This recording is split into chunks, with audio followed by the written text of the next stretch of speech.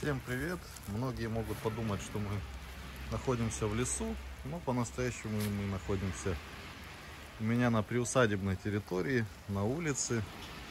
Вот это искусственная, посаженная мною и моими соседями зеленая территория, зеленая посадка такая.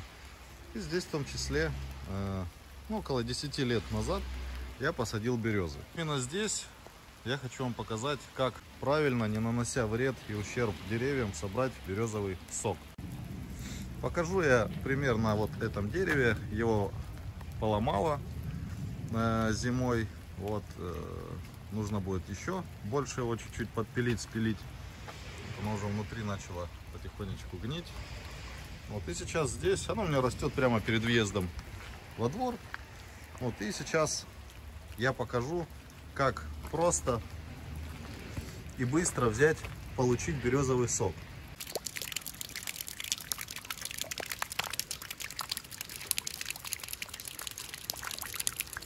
Еще раз здравствуйте поближе. Погодка не солнечная, погодка дождливая. Я люблю такую погоду, поэтому настроение великолепнейшее, шикарное. И сегодня хочу показать, как я добываю березовый сок. Что нам нужно для того, чтобы добыть березовый сок? Конечно же, береза. Без березы, без дерева никуда. Вот. Также нам нужна обычная 3-литровая банка. Ну, я использую стеклянную, потому что и так очень много у нас взаимодействий с пластиком. Все используют пластиковые бутылки, тетрапаки и так далее. Я же использую стеклянную банку. По крайней мере, душа спокойная, что нету никакого взаимодействия с пластиком и так далее. Вот, покажу такой небольшой лайфхак. Вот такие вот ручки, стоимостью, по-моему, 5 рублей всего лишь, но очень удобно. И, в принципе, вот надели вот так вот на банку, надевается легко. И банку можно спокойно подвесить на дерево, и, в принципе, ее переносить удобно, не нужно ее там поддерживать. Она прочная, спокойно выдерживает полную 3-литровую банку. 3-литровая банка раз. Второе, нам нужно сверло. Смотрите, у меня сверло десятка. Сверло точно такое же по диаметру нужно, как и трубочка. Можете использовать любую трубочку. У меня вот такая вот пластиковая трубочка с обрезанным вот так вот наискосок кончиком с одной и с другой стороны. Ну, где-то длина 20 сантиметров, в принципе, спокойно достаточно. Вот, крышка на банку. В крышке обыкновенная крышка на банку. В крышке этим же сверлом проделываем отверстие для того, чтобы в дальнейшем просунуть трубочку и туда уже капал березовый сок.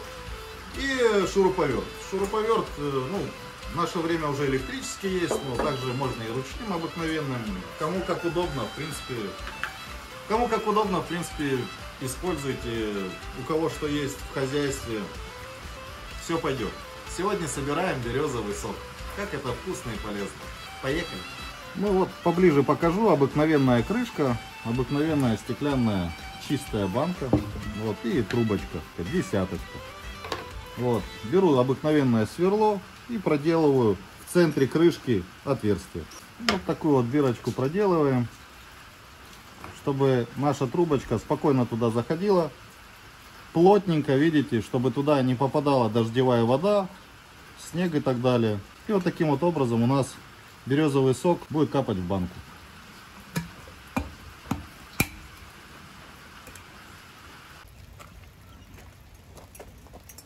Ну вот моя березка, друзья. Она у меня находится прямо под забором, прямо перед домом. Не буду подвешивать банку, я ее просто поставлю на землю. Вот так вот она будет у меня стоять, капать за березкой. Люди, в принципе, ходят, но все под камерами, все блюдится. В принципе, если будет какой негодяй, все увидим. Поэтому проволочка нам не пригодится. В общем, ставим, приблизительно рассчитываем, где нам сделать отверстие, и начинаем сверлить. Сверлим не глубоко, приблизительно где-то сантиметр 2, просто пройти кору, и должна, в принципе, сразу же образоваться капля сока. Сверлим. Вот буквально сантиметр я просверлил 2, уже, в принципе, начинает образовываться, мокреть кора, и засовываю трубочку. Ставлю так, чтобы трубочка была под наклоном, и сок сюда потихонечку капал. Ждем. Вот таким вот образом все работает. Просверлили отверстие. И сюда у нас начинает капать березовый сок.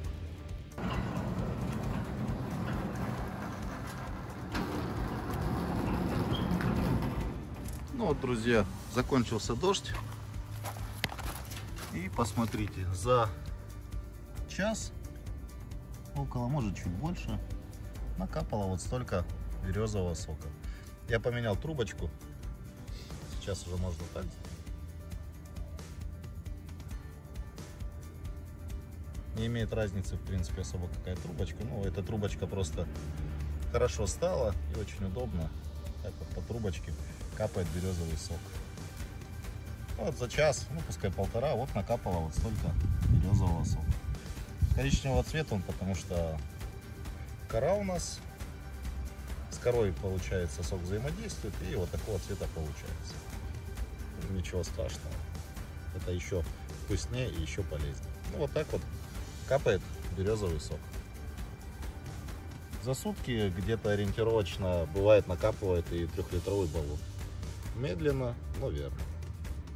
Так что собирайте березовый сок, ничего сложного в этом нету, но это очень вкусно и очень полезно.